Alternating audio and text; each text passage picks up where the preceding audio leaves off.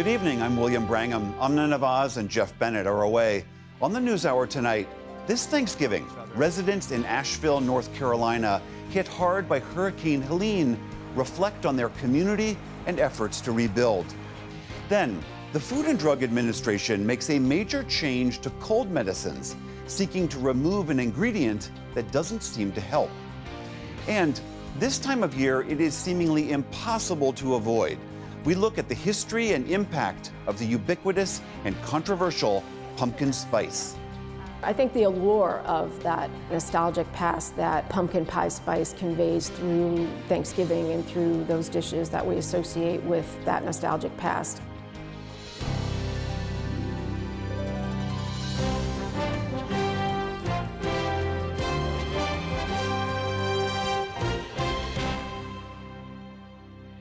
Major funding for the PBS News Hour has been provided by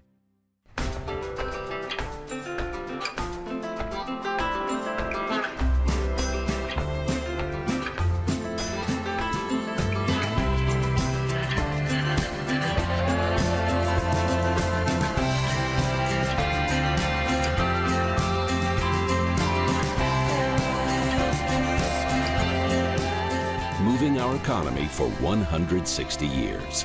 BNSF, the engine that connects us.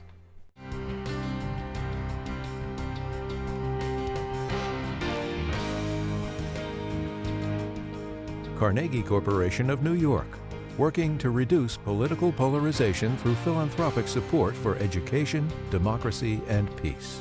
More information at carnegie.org. And with the ongoing support of these individuals and institutions.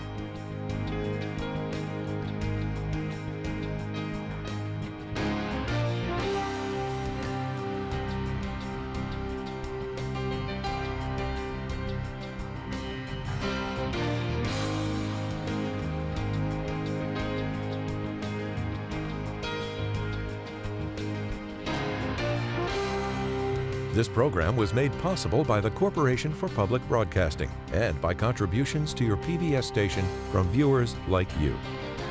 Thank you. Welcome to the News Hour. The ceasefire between Israel and the Lebanese militant group Hezbollah has held for a second day, though both sides have accused the other of violating its terms. Israel launched its first airstrike since yesterday's deal, hitting a rocket storage facility in southern Lebanon after it says it detected Hezbollah activity there. And Israeli Prime Minister Benjamin Netanyahu says he's instructed the military to be ready to restart the war if the ceasefire is violated. While these flashpoints remain, it was another day of homecoming, both in Israeli border towns and for many crossing back into Lebanon after fleeing east to Syria. We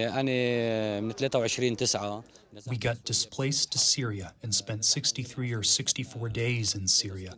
We left our work, our homes because of the war. My feeling is that I'm happy that there is a ceasefire and there is no more destruction. The enemy does not know how to distinguish between civilian or military. The strikes were quite random. In southern Lebanon, cleanup crews rolled in to start the daunting task of rebuilding what has been completely destroyed. Lebanese health officials say more than 3,700 people were killed by Israeli fire during the conflict. More than 1 million fled from their homes. In Ukraine, following a massive Russian attack overnight, more than 1 million homes are without power. Residents in the capital, Kyiv, took cover underground on subway platforms as almost 200 Russian missiles and drones crisscrossed the country, some as far west as Lviv. The Russians are targeting Ukraine's energy infrastructure. It's the second major attack on its power grid in 2 weeks. As winter approaches and temperatures drop, some Ukrainians set up power generators in the streets. Russian President Vladimir Putin said the strikes were in retaliation for Ukraine's use of American-made long-range missiles. Tonight, we carried out a comprehensive strike. These strikes from our side took place in response to the incessant strikes on Russian territory by American missiles. As has been said many times, there will always be a response from our side. Putin also vowed to strike what he said were decision-making centers in the Ukrainian capital. Ukraine's President Volodymyr Zelensky called Putin's comments an escalation. Nearly half of Ukraine's power grid has been destroyed since Russia's invasion began. In Australia, TikTok, Instagram, X, and other social media platforms will likely be completely off limits to anyone under the age of 16 now that a first-of-its-kind ban has passed the Australian Senate.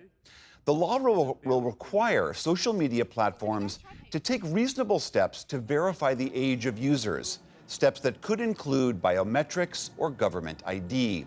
The Senate has also proposed amendments that would bolster privacy protections. Australia's Prime Minister called the law a matter of safety, that social media can do more harm for young people than good. Meta, which is the owner of Facebook and Instagram, called the legislation rushed. Companies now have 1 year to implement the ban before facing fines. Thanksgiving travelers may have largely avoided disruptions ahead of the holiday, but the weather could be an issue for return trips this weekend. Starting tomorrow, cold temperatures are expected to bring lake-effect snow to the Great Lakes and New England. It's already snowing in places like New Hampshire. And much of the Midwest could experience a frigid weekend with temperatures as much as 20 degrees below average.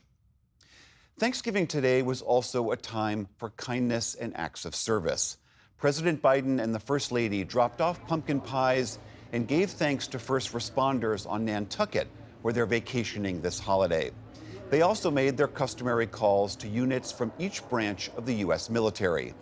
And Vice President Harris, alongside the second gentleman and extended family, prepared meals for those less fortunate with the nonprofit D.C. Central Kitchen.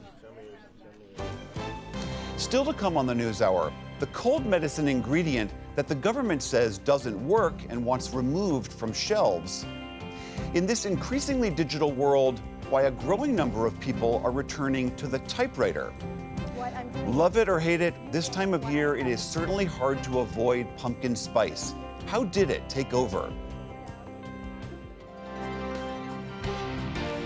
This is the PBS News Hour from the David M. Rubenstein Studio at WETA in Washington, and in the West from the Walter Cronkite School of Journalism at Arizona State University.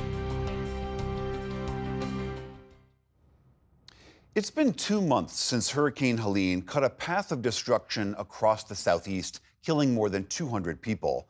Ahead of the holiday season, we return to the hard-hit region of western North Carolina, where residents are still struggling to rebuild their lives. Despite the challenges they face, residents described being overwhelmed with gratitude for a renewed sense of community. Laura Barone-Lopez has our report. A few minutes outside Asheville, North Carolina, the small town of Swannanoa has a new community hub in one of the last places you'd expect. You guys hungry? The parking lot of a pretzel shop. 2 months of feeding the community. We're family now. We have chicken and sausage quesadillas. Christopher Smith is one of the many volunteers who come together every day to feed more than 1,000 people. Work he's been doing since just days after the storm hit in late September. Like in the beginning, we were all pretty scared. We were all desperate. And this was the place to come eat. So the whole community was here in line, talking amongst each other, sharing the pain, sharing the joy. But the pain here is still fresh. More than 40 people died in this county in the deadliest and most destructive storm in North Carolina's history. Helene's floodwaters swept away entire mountain communities, destroyed thousands of homes, and left whole neighborhoods underwater, leaving this area almost completely unrecognizable. A lot of these folks don't have anything except each other, and I see them still expressing gratitude. And that's touching to me, because I know for a fact they were destroyed. The daily gathering has become a crucial lifeline for many residents who were forced to live without basic necessities, like running water or power, for weeks. Volunteers are doing everything they can to help out, like Emily Smith, a licensed massage therapist who moved here during the pandemic. I mean, it's been a really humbling experience to go without the essentials, but in this time of being able to live so simply, there's gratefulness for things that we weren't able to be grateful for before. as strangers, you kind of are immediately friends because you know we've all gone through something together. Jordan Doty and Paul Krause have also been coming here a few times a week. The mattress store they owned together was destroyed in the storm. In losing all of the business, that's been incredibly supportive, that everyone's like, you'll get back up, or we're going to get back up together. It's really dangerous structure. Across town, Gerardo Gutierrez is also coming to grips with all that's been lost. My kitchen, all complete gone. The nearby Swannanoa River, which swelled to 26 feet, filled his family's entire home. You see the watermark. Leaving it uninhabitable. For nearly 2 months, he and his wife and 2 daughters have been renting a nearby basement, an expense they can't afford along with their mortgage. 1 month and a half, I don't have nothing. Yeah. 1 month and a half, missing everything. But since last week, with the help of a local nonprofit called Be Loved Asheville, the family has a new temporary place to call home. This donated RV. I have a home again. Yeah. We're prepared to rebuild with people, and he wants to come back to this land. This is a very special place to him. Amy Cantrell and Gustavo Bermijo are 2 of the co-directors of Be Loved. They lost everything, and we are bringing is more than supplies. We are bringing more than RVs. We are bringing hope, and the promise that we're going to rebuild. That hope and willingness to help others has been a trademark of this recovery, says Drew Ressinger, Buncombe County's Register of Deeds. We need y'all's help. We really do have a big problem that is a public health crisis. People weren't paid. They just wanted to figure out how they could pitch in. So we had thousands of people who were just everyday people who were wanting to do something to help, and so we put them to work. Back in October, he led the Flush Brigade, groups of volunteers who lugged water into apartment buildings across Asheville, helping residents flush their toilets. I've had multiple people tell us that was the moment of hope when things changed for them, is when they could get this really gross problem out of their house. Community members also work to track down missing loved ones, coordinate medical care, and help with the still ongoing cleanup efforts. I'm so proud of this town. I'm so proud of this community. I'm so grateful to be here amongst these people. The state says the effort to clean up and rebuild these communities is expected to cost more than $50 billion. And much of the region's economy took a near-fatal blow. But despite it all, many residents say they plan to stay, and the storm has only strengthened their resolve. Here in the midst of all the devastation that comes from Helene, the gratitude that all of us have learned is that we know our neighbors now, and we love each other, and we were here to save each other's lives. A silver lining from a storm that took so much from so many. For the PBS News Hour, I'm Laura Barone-Lopez.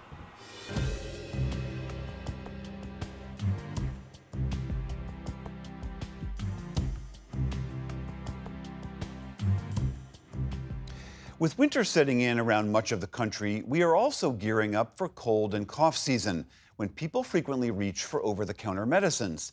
But the FDA now says that a common, long-used ingredient in many of those medicines is ineffective and it should be removed. As Stephanie Tsai tells us, this proposed ruling could go into effect as soon as next year. Phenylephrine is an ingredient in versions of popular cold medicines, including NyQuil, Benadryl, and Sudafed. The FDA is proposing taking it off shelves, not because it's unsafe, but because it doesn't work, at least not when it's taken as a pill or syrup. It can be effective when administered in a nasal spray. To help us understand why the FDA is making this move, we're joined by Dr. Randy Hatton. He's a professor at the University of Florida's College of Pharmacy who has been raising awareness about this issue for 2 decades. Dr. Hatton, thanks so much for joining the News Hour. I know you and a co-researcher have been looking at this issue for years. I have to ask, why has phenylephrine become so commonplace in cold and flu medicines if it doesn't work, and why have we all bought it for so long?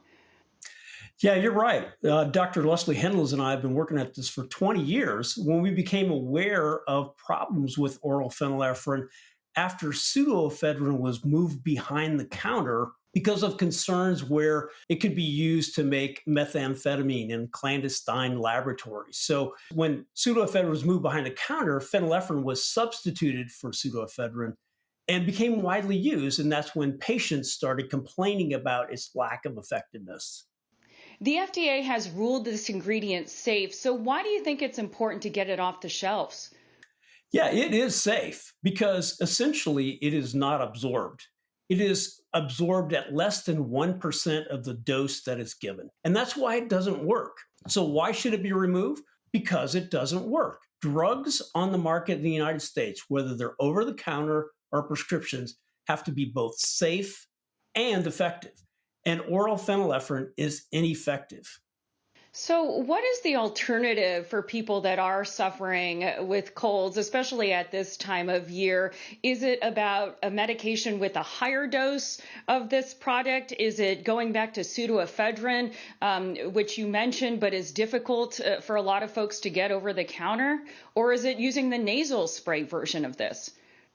Well, first of all, I would never recommend using higher than the labeled dose for oral phenylephrine products. Many of those products are combination products, and some drugs like Tylenol or acetaminophen that's in those products could be toxic at high doses. So definitely don't take more than the labeled amount. The only effective oral decongestant that would help with nasal stuffiness is behind the counter. And it's perceived as being a barrier, but frankly, if you go to where there's a pharmacist, you can get that pseudoephedrine behind the counter in less than 5 minutes in most cases.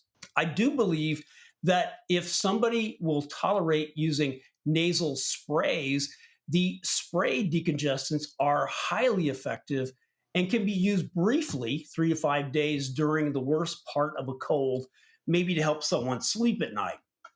There's one called, the brand names are Afrin or Sinex 12-hour that contains the active ingredient oxymetazoline, or phenylephrine that is ineffective orally. If it's in a nasal spray, it is effective when sprayed up the nostrils. Okay, and just to be clear, you can get pseudoephedrine not over the counter, but you don't need a prescription for it. You just have to ask at the pharmacist, right?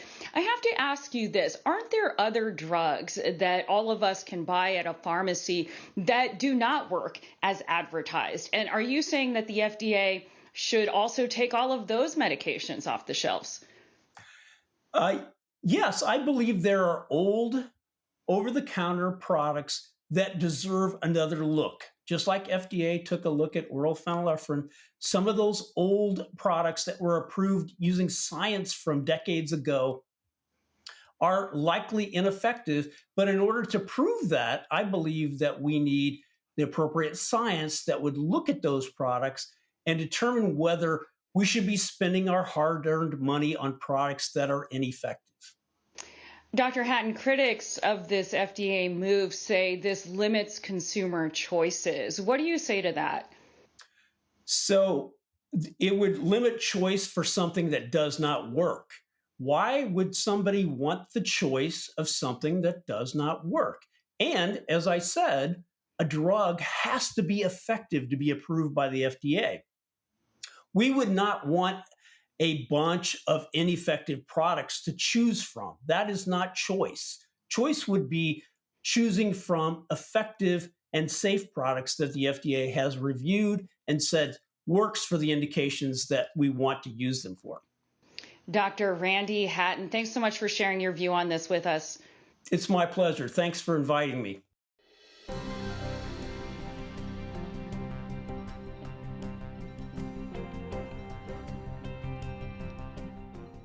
While this season's politics and headlines may lead to heated exchanges over the Thanksgiving table, we thought we'd ask Paul Salmon to address a different controversy and serve up something a bit different. Okay, there isn't pumpkin spice on that, is Oh, there? there is. So a Thanksgiving feast. Hold the turkey, stuffing, green beans, sweet potato casserole, a menu of just pumpkin spice, popcorn, pumpkin spice apple cider, and pie, of course. This is good. Sampling the spread at Baltimore Spice Haven McCormick & Company, on the 90th anniversary of pumpkin pie spice. So you have that sweetness coming from the cinnamon, you have that peppery kick from the ginger, you have the nutmeg that brings its nuttiness, and then you have allspice that has a little bit of everything, and you also get the entire house smell like holiday. McCormick chef Hadar Cohen Aviram says the blend was designed to make pies easier to cook. This is about 2 teaspoons total. But nowadays, just churn the spice with butter and smear it on anything. Crostini say. I'm going to put a slice of green apple. You can use any apple you want. 1 piece of prosciutto, and finish it with some candied walnuts, and that's it. Or infuse a pumpkin cheesecake. Another way to maybe zhuzh things up a little bit, change things out, maybe try something new. Something new, but relying on something old. Pumpkin spice's nostalgic appeal. At a moment when nostalgia for America's past seems especially strong. Aroma is really much related to our memories. Maybe it brings back that nostalgia and that warm, fuzzy feeling of holiday. Maybe even nostalgia for a time that's become myth, since, as you probably know, whatever mutual Thanksgiving there was at the iconic 1621 meal didn't exactly last. No pie there either, but the Pilgrims were eating pumpkin from the get-go. That was what sustained them over those first few years, and those winters especially, when they didn't really have much of anything else. They were eating just boiled pumpkin. We met Maryland food historian Joyce White at the Hammond Harwood House in Annapolis. This kitchen dates to 1774. Things like spices and sugar were still kept under lock and key by the mistress of the household, and every morning she would sort of dole out what was needed for the day's recipes. And what about pumpkin pies?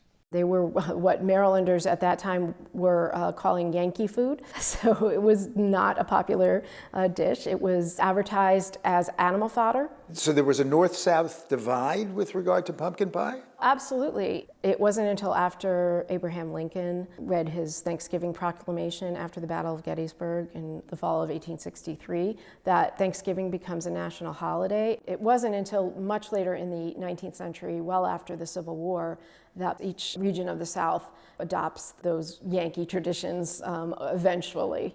Because industrialization began to build a national market, a national economy. Your children are now going out to factories to work. They're not staying on the farm. And thus the spread of a new national holiday. Having this long weekend was a way for them to essentially come home.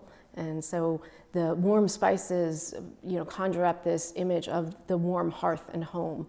So is that why, or part of the reason why pumpkin spice is so popular? I think the allure of that nostalgic past that pumpkin pie spice conveys through Thanksgiving and through those dishes that we associate with that nostalgic past is certainly there in America today. Capitalizing on that nostalgic flavor, Starbucks, which poured its first pumpkin spice latte, or PSL, 20 years ago.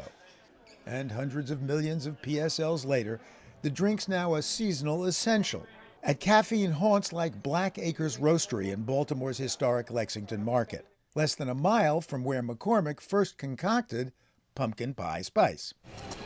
Owner Travis Bell's twist on the PSL is basic and bougie, meaning the basics of the Uggs and the flannel shirts, but the bougie of the upscale luxury beverage that you'd want to get at maybe another cafe that I won't name. Oh, bougie as in bourgeois? Yes.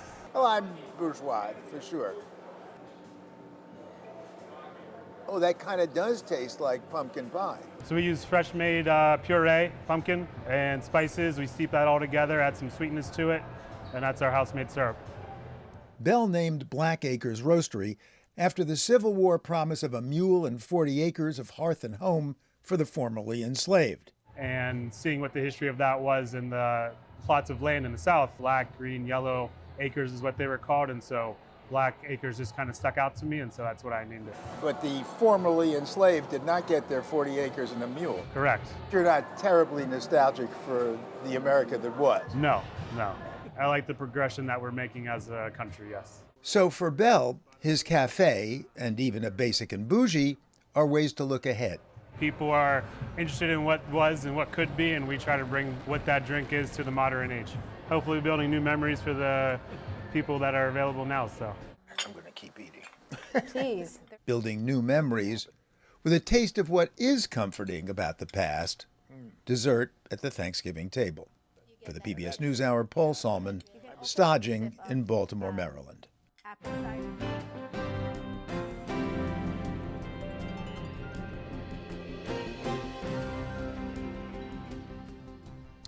This year, the acclaimed writer, activist, and public intellectual James Baldwin would have turned 100 years old.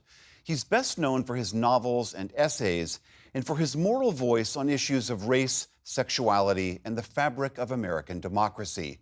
Nearly 40 years after his death, his words are still reaching new audiences. In this Encore report, Jeffrey Brown looks at Baldwin's enduring legacy for our series Art in Action, which explores the intersection of art and democracy, and our ongoing Canvas coverage. The inequality suffered by the American Negro population of the United States has hindered the American dream. James Baldwin, novelist, essayist, civil rights activist, public intellectual, here debating William F. Buckley, Jr. at the University of Cambridge in 1965. He's engaged in this ongoing work of self-creation, in this sustained reflection on the power of the American idea.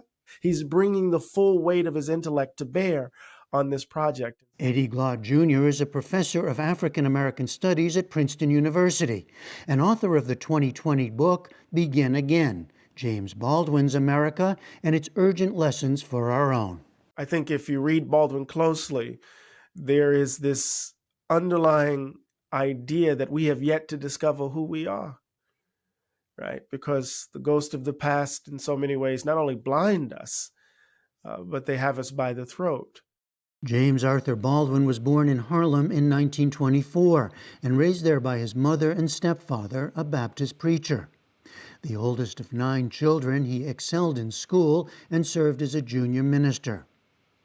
A man on the margins, black and queer, he spent years of his life abroad, much of it in France, beginning at age 24.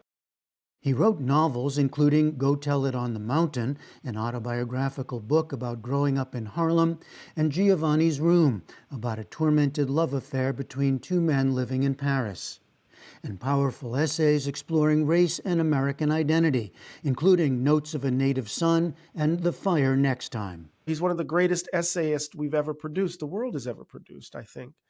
And his subject is us, but his vantage point is not that of a victim. His vantage point is from those who've had to bear the burden of America's refusal to look itself squarely in the face. He was also a playwright and poet, an activist who marched and spoke out for civil rights, including on television, here on The Dick Cavett Show in 1969. And the word Negro in this country really is designed finally to disguise the fact that one is talking about another man, a man like you, who wants what you want. And insofar as the American Republic wants to think there has been progress, they overlook one very simple thing. I don't want to be given anything by you. I just want you to leave me alone so I can do it myself. Baldwin died in 1987, but he's remained a powerful cultural presence, one that's only grown in the past decade. There are days, this is one of them, when you wonder what your role is in this country and what your future is in it. In the 2016 documentary, I Am Not Your Negro, director Raoul Peck drew from Baldwin's own words. As he told me then, he was already a classic, and he wrote those things 40, 50 years ago, and watching the film, you think that he wrote that in the morning before, watching the film, because those words are so accurate, they are so prescient, and so impactful that you can't do it better. In 2018, Baldwin's 1974 novel If Beale Street Could Talk was adapted by Oscar-winning director Barry Jenkins. Whether I'd won 8 Oscars or no Oscars, it's James damn Baldwin, Right. It's James Baldwin. That's pressure enough in and of itself, because I wanted to honor his legacy in the way that I thought it should be honored. And now a celebration of the centennial of his birth, including an exhibition at the National Portrait Gallery called This Morning, This Evening, So Soon, James Baldwin and the Voices of Queer Resistance, which takes its name from a short story he published in 1960. Another at the Schomburg Center for Research in Black Culture, titled Jimmy, God's Black Revolutionary Mouth, presenting Baldwin's archive of personal papers. There's a new album by singer-songwriter and bassist Michelle Ndegeocello called No More Water, the Gospel of James Baldwin. Love does not begin and end the way we seem to think it does. And reissues of seminal works with new introductions and artwork. What is the best lesson that you've learned being in the spiritual community that you're in with James Baldwin? Along with a podcast, The Baldwin 100, in which host Cree Miles talks with contemporary writers and thinkers. What is his relevance today, especially when you think about younger people, younger readers, younger citizens? Despite the time that has passed, his amount of truth is still relatively radical.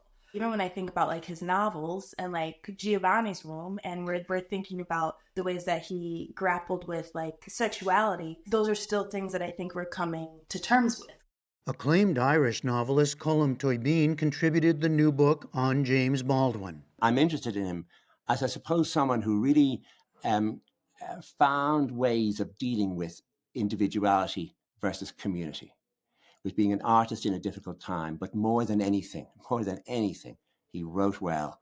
Tóibín saw connections to his own upbringing and told us how Baldwin has influenced him as writer and man.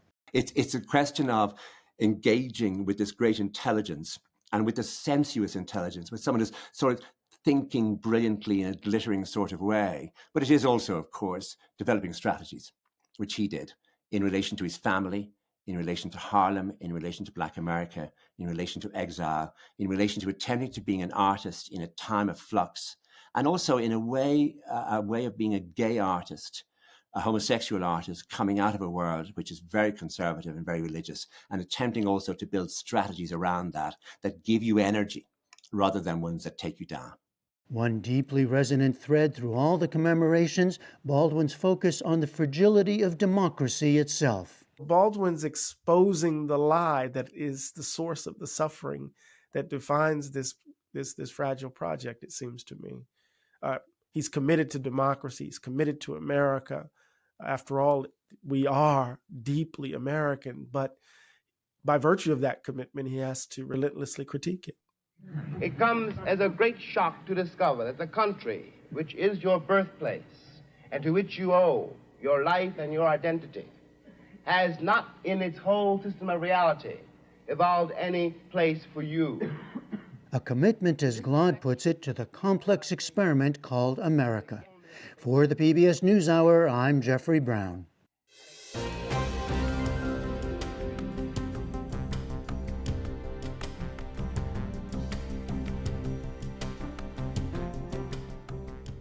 When singer and guitarist John Mayer talks about keys, it's not always about music. Sometimes it's about the typewriter he uses. Actor Tom Hanks not only uses one, he's collected about 100 of them. Mayer and Hanks are among the growing number of fans who are re-embracing this decidedly analog device in a world increasingly dominated by all things digital. Here's John Yang with this report that originally aired on PBS News Weekend.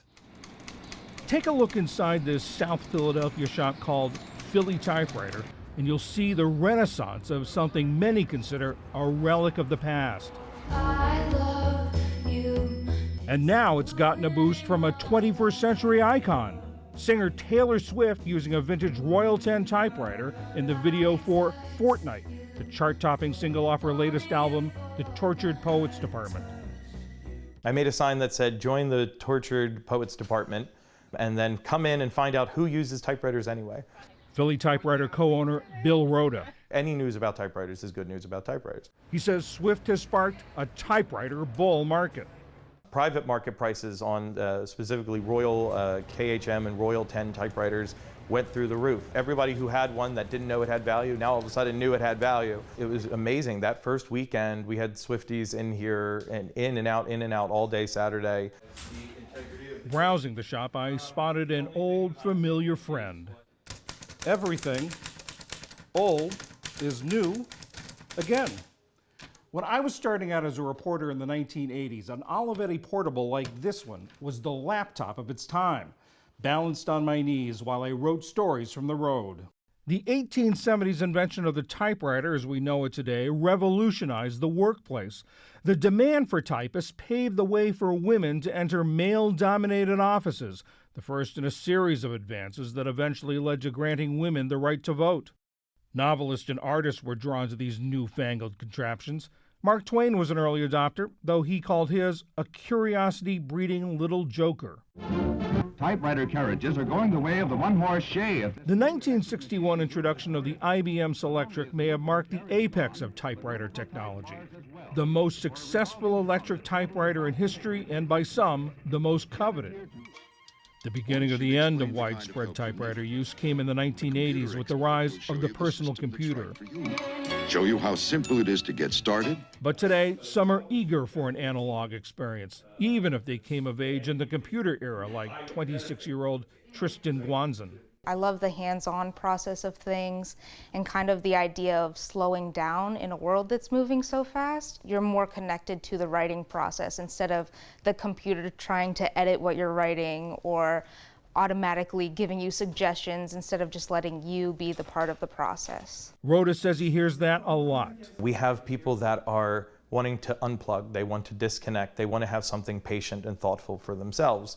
That isn't, flashing notifications and, all of a sudden you're doom scrolling or you're checking your email or checking your Facebook. But with the machine, when you're writing on a typewriter, you're just writing on a typewriter. It does one thing really, really well. I tell people all the time, typewriter is a machine that writes. A computer is a machine that happens to write. Philly Typewriter is considered the world's largest typewriter company. They not only sell vintage machines, they repair and rebuild them. The wait list for repairs is 50 names deep. Ryan Anderson is a recent graduate of the shop's apprentice program. The difference between something like this and a computer is you can't really see what's physically happening. It's electrical pulses traveling through the circuit boards. This I can follow from pressing the key to it typing on the page and follow every single linkage, see what's actually happening. 25 years. They made 13 million of them, and it ate up 75% of the typewriter world. Wow. Co-owner Brian Kravitz knows the IBM Selectric inside and out. He's worked on them since 1975. I love it. I just love it, but there's like all these different sections of the machine that have to work together, and here's a gear train on the side, and there's 3 different shafts that have to be timed perfectly or it won't work. The shop's basement is chock full of typewriters in need of repair. Most were donated, unearthed from attics and garages. These are all Olivettis mixed with Underwoods. There was a big merger there, and then these are a lot of the big standard office machines, and they're huge and they take up a lot of space. But they're workhorses. But people don't have a lot of space for these big guys anymore. So these machines we reserve for our repair classes.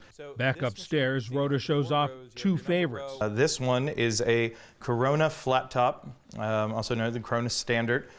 So Corona is from the 1930s, and this absolutely, in my opinion, exquisite design of this machine. This is the flat top design is known as the grand piano of typewriters.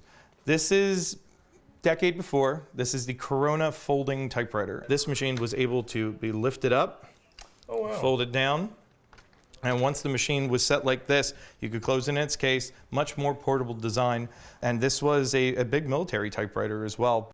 Vintage typewriters have become a hot collectible. Tristan Guanzin is just beginning. I currently have 2 typewriters. It's a small collection.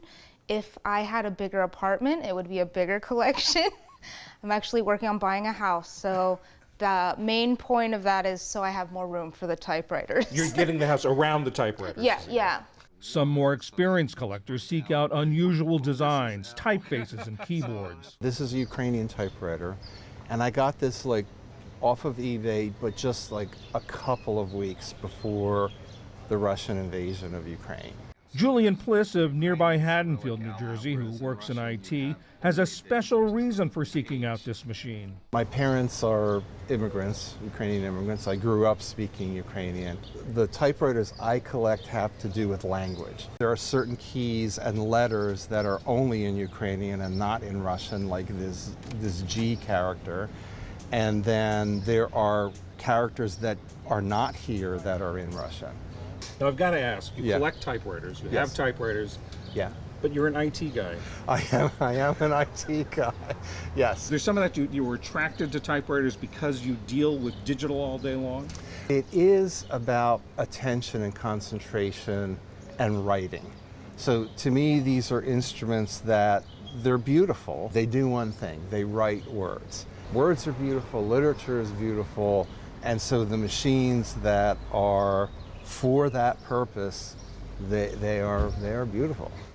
For the PBS News Hour, I'm John Yang in Philadelphia.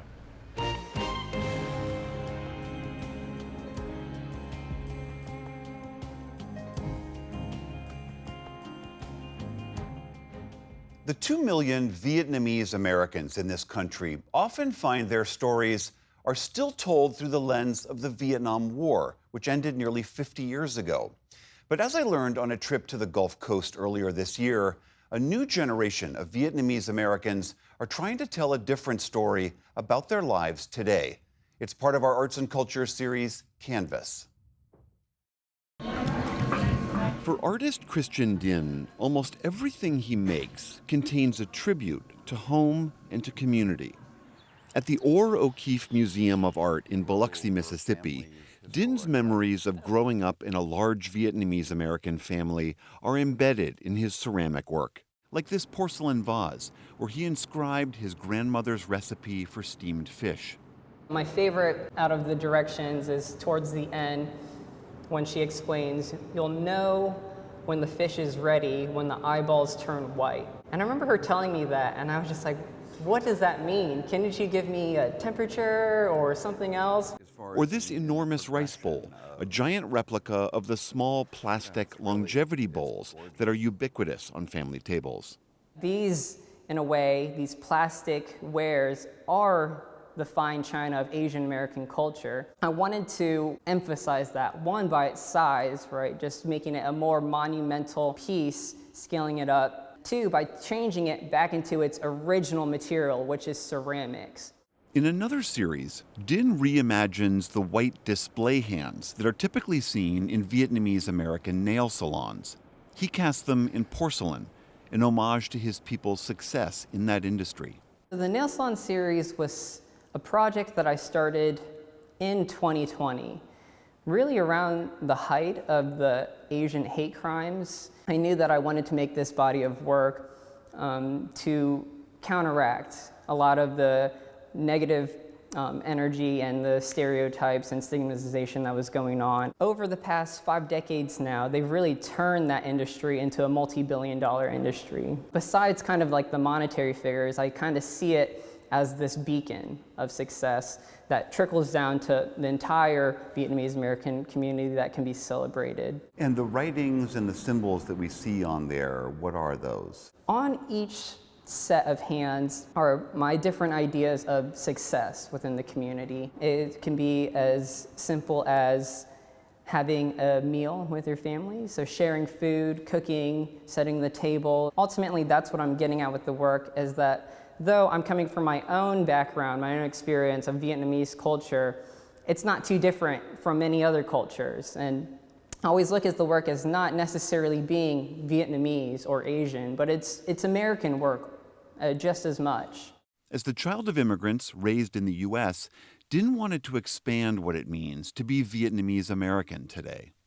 When you hear stories about the Vietnamese community, it's usually revolved around the war. And that's kind of where it ends. The war doesn't define these people. It is very important for them in their lives and what they've experienced, but they've also experienced a whole new life and established a whole new community here in the United States. About an hour and a half west from Biloxi, many forged that community here in New Orleans. The city's Village de l'Est neighborhood has been home to several thousand Vietnamese Americans, including Cindy Nguyen. People came down to New Orleans because of the weather, because of the possibility of working immediately because of the Gulf. Many Vietnamese immigrants were fishermen by trade.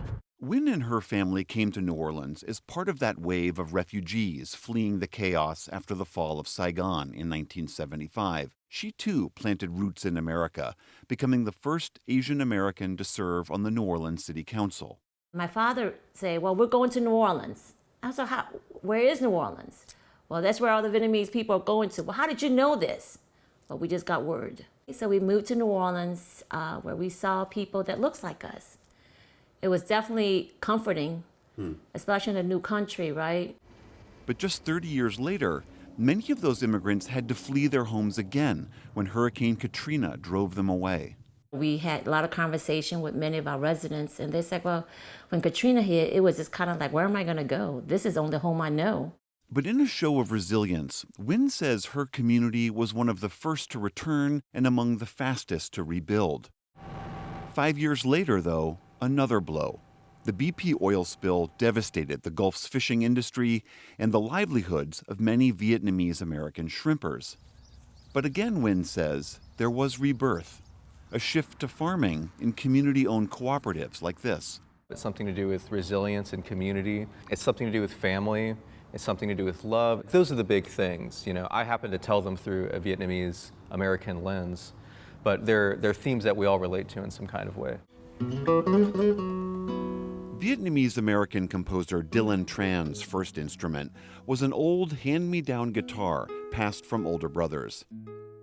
But it was working in his father's laundromat where he was first inspired to weave his family's heritage into his own work. It was a couple years after my dad had passed, and I was working at the laundromat that he owned, sitting in his office, smelling his smell. And while I was in there, I would be listening to classical, traditional court Vietnamese music, and I had my manuscript paper, and in between mopping the floor and cleaning out the dryers and everything, I would go to the office and just transcribe, and I would write down everything I was hearing and try to get it as close as I possibly could. Those ideas were central to his string quartet composition called Number One on Viet Themes. It became the score for the documentary Uncle at Sea about the struggles of a Gulf Coast Vietnamese-American fisherman. And it was later performed at the Ogden Museum of Southern Art in New Orleans. I cried countless times throughout it and afterwards thinking about it because the response from the Vietnamese community it just felt so huge. People who just heard about it on the street or saw a poster in a cafe and were just excited to see a part of their culture presented and elevated in this way. When I write music that is influenced by, my Vietnamese-ness, it's to express myself and it's to connect with other people who share that, And anyone is welcome to come and enjoy that. But it's something that I do for us. It's something I do for us,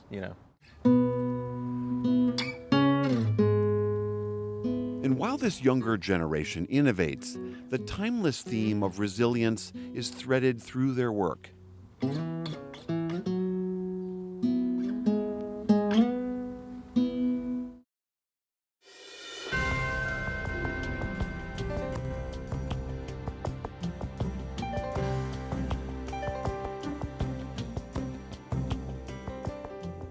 Thanksgiving Day is about coming together with family and friends, enjoying delicious food, and of course, giving thanks.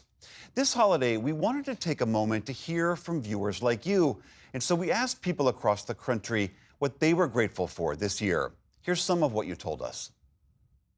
Hi, I'm Deb Hengel, and I live in Elbow Lake, Minnesota, and I am grateful for my family. It's not always easy for people to get together, and so I am so grateful when my kids and now are my grown grandkids make the effort and take the time for us to get together. That just warms my heart. My name is Lillian Hemphill, and this is my dad, Calvin Hemphill Sr. This is my mom, Frankie Hemphill, and this is my younger brother, Calvin Hemphill Jr. And I'm thankful that the fact that we're in our new home for Thanksgiving. I was in my classroom and I got a phone call. And normally I never answer my cell phone in my classroom. And that day I decided to answer the phone. And I answered it and they said, Lillian, your house is on fire. And I was like, oh girl, stop joking. And she was like, no, it's on fire. Hi, my name is Francesca Valera, and I live in Silver Spring, Maryland. And I am happy to be able to travel and visit my family overseas. My daughter lives in London with her family, husband, and two beautiful granddaughters. My name is Steve Dluginski. I live in New York City, and I am grateful for having a large family. My mom and dad are still alive in their mid-80s, and we have 4 grandchildren. I have an older sister and a younger brother, and we all get together for Thanksgiving, and it's a big feast. We have 2 daughters, and they are both married, so we have 2 son-in-laws. We have 2 sons and 1 daughter-in-law and 1 significant other, and we will have an empty space at our table. 15 years ago, we lost our oldest 2 are twins, and so one of the twins was in a car accident, and so that's always different. It's not any different than it has been the last 15 years, but there's an empty space. Actually, the day all the house was burning down, we was in the front yard and we were standing around looking, and I just looked at my family and said, we're going to build a new home.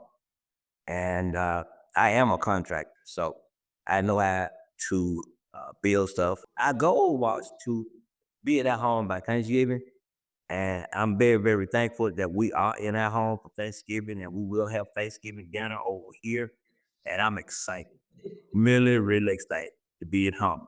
I'm thankful that we have the means to travel to visit with them, because I know it's a privilege, and I know not a lot of people are able to do that, and we are. So I'm very thankful for that. Everyone is a good cook. And that sounds kind of strange, but honestly, that is everyone has their specialties, and our grandkids all enjoy it a great deal. So it's like we really have some wonderful meals, because I think we have some really good cooks. When I'm making the gravy, my mom and my sister and everybody has to, add their 2 cents. And maybe we need more water, maybe we need some more chicken broth, da-da-da-da-da. So normally I have to shoo them out of the way. They can come pose for pictures, which is fine. But, I'm the gravy master, so that it's, I got to get them out of the way so I can concentrate on what I'm doing. Of all the things that we lost in our house, the very first thing that we found, Mama, can you grab it, was our family Bible. We have our faith. And she looked at me, she says, God's gonna carry us through. I know there may be a family that is watching this, and you're going through a tough time. But I'm gonna tell you, if you have love, if you have faith, you have determination, you have your life, and a little bit of humor, your family can get through anything that happens. Love, faith, determination, and a little bit of humor. That is a powerful combination. Our thanks to every one of you who sent in your responses.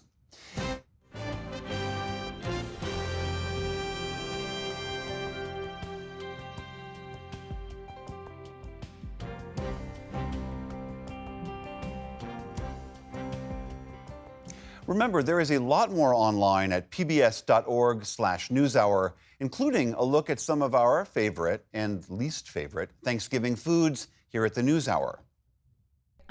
My family likes to do something a little strange, but they love turkey neck. Is that a yes or no for you? That's a hard no. Why?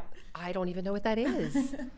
What is turkey neck? Like the actual neck? The actual neck. What, is there meat on that? I don't eat it. It's not my choice. No, thank you. Hard pass. Okay, what is a meal that you must have at Thanksgiving? So controversial, like dark meat, better than the white meat. And we always mix Pakistani food in too. So I like eating the turkey with dal or lentils. That's my thing. All right, let's see if other correspondents agree.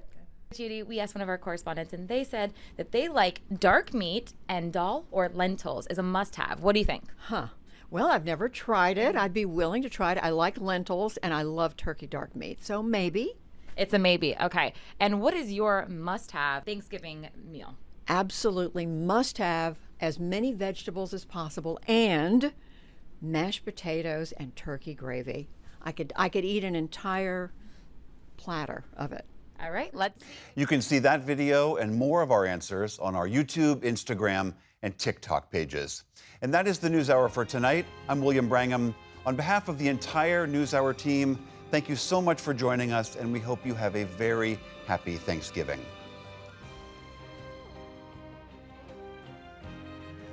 Major funding for the PBS NewsHour has been provided by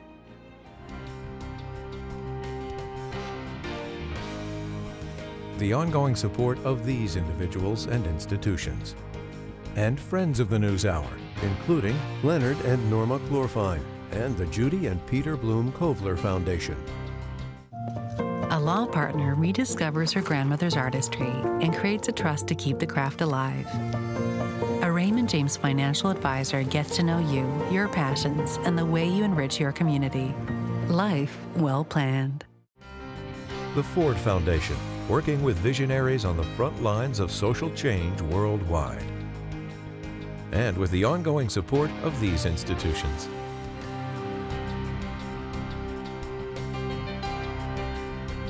And friends of the NewsHour.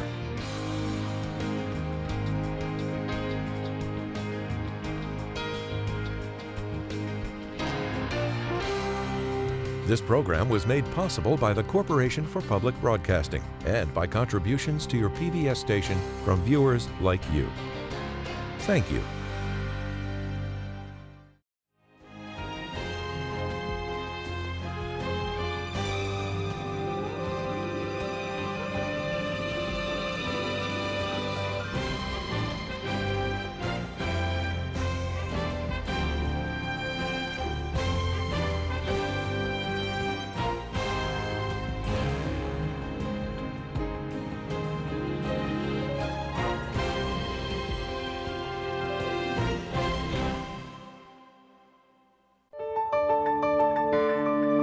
You're watching PBS.